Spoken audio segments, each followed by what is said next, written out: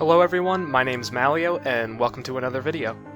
I apologize for my microphone quality. I left for my hometown during spring break, deciding to only bring my headset, only to later find out that classes are online for the rest of the semester due to COVID-19.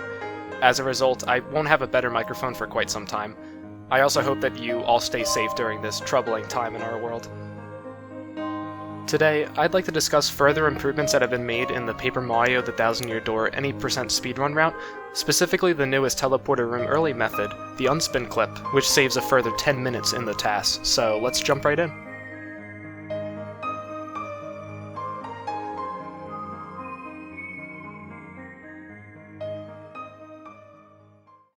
My most up-to-date TTYD task was released in September of 2019, featuring new luck manipulation strategies, which I talked about in my When Luck Just Isn't Enough video.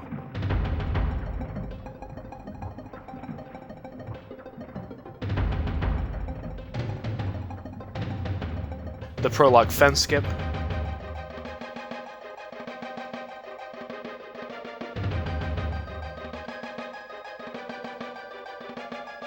blimp ticket skip,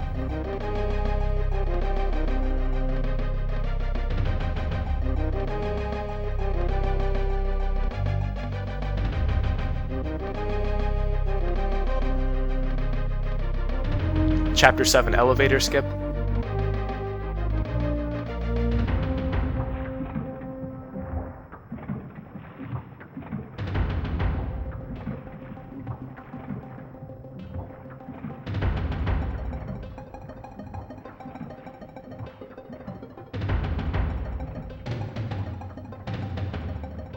and the Gloomtail warp.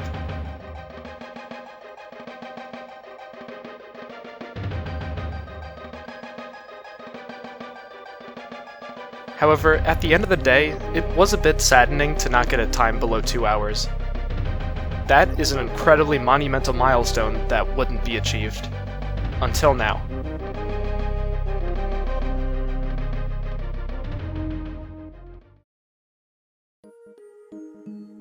First, let's talk about the process of brainstorming this new variation of Teleporter Room Early.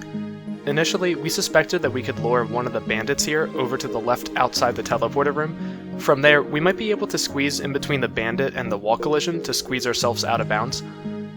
One way we theorized we could get pushed through the wall collision is to use a jump unspin. If you jump on the same frame you let go of the R shoulder button, Mario will begin to unspin from paper mode while jumping. Jumping while unspinning is beneficial because it allows you to immediately move at full speed, as opposed to the slower paper mode speed, while still retaining a smaller hitbox for a period of time. There didn't seem to be any way that we could abuse unspinning from paper mode to bypass the wall. Even so, we weren't sure we could land back in the teleporter room if we were to bypass this wall, because we wouldn't be able to avoid jumping back in bounds. Without any leads, it was assumed that Teleporter Room Early would be restricted to the Flurrie method, in which we use a Flurrie super slide to move out of bounds and slide inside the teleporter room while opening the bar door. Like I just said, this method requires Flurrie, which means we have to complete all of the Boggly Woods in Chapter 2 in order to obtain her, and then perform Teleporter Room Early. If we found a method that didn't require Flurrie, we could cut off a significant portion of Chapter 2.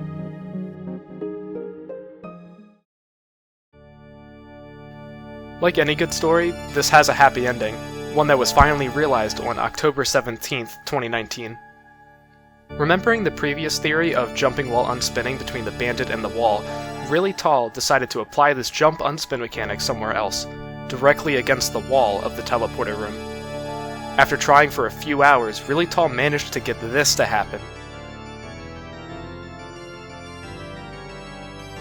Here it is one more time in slow motion.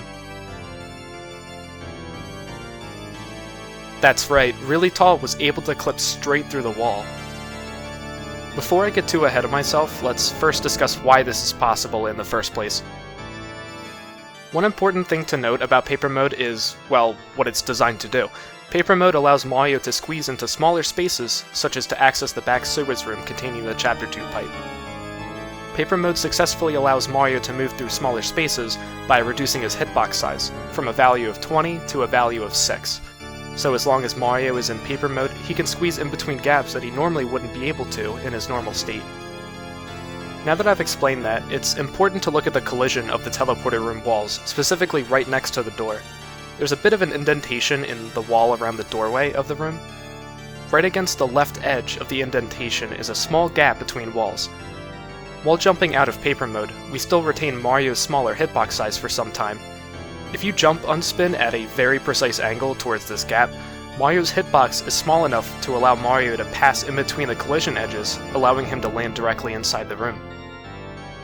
As a quick aside, the collision here is very similar to that of the train at North Rogueport Station.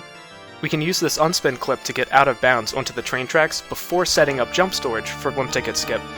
This reduces the chance of having to reset for RTA runners tremendously, because it eliminates the need for players to use a precise clip to get out of bounds, like in my latest task's Blimp Ticket Skip method. This isn't huge for the task, but should save a second or two from not having to pause for this trick. Now let's discuss the effects this latest method has on the route. To start, we no longer need Flurrie. The only ability we need is just paper mode. One may be quick to suggest that we could perform this right after obtaining paper mode in Hooktail's Castle, however, it's important to note that we still need the Super Boots to access Chapter 6, which we need to access in order to properly set up Blimp Ticket Skip. Since we still need the Super Boots, we still need to be able to access them after advancing to a Chapter 7 state.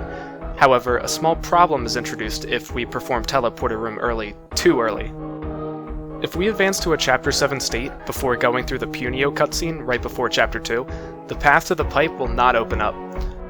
We actually can use the same Unspin clip to access the pipe, however, we're unable to get out of the pipe room on the way back, as the wall in this area of the room doesn't have any gaps on its edges that we can squeeze through. Because of this constraint, we have to complete the entirety of Chapter 1 normally, as well as enter Chapter 2 normally. Immediately after, we can finally leave and perform Teleporter Room early. It's estimated that this trick will save about 10 minutes, which is great news for the task since it will finally be under 2 hours. I'll probably end up with a final time of 1 hour 52 minutes if I had to guess.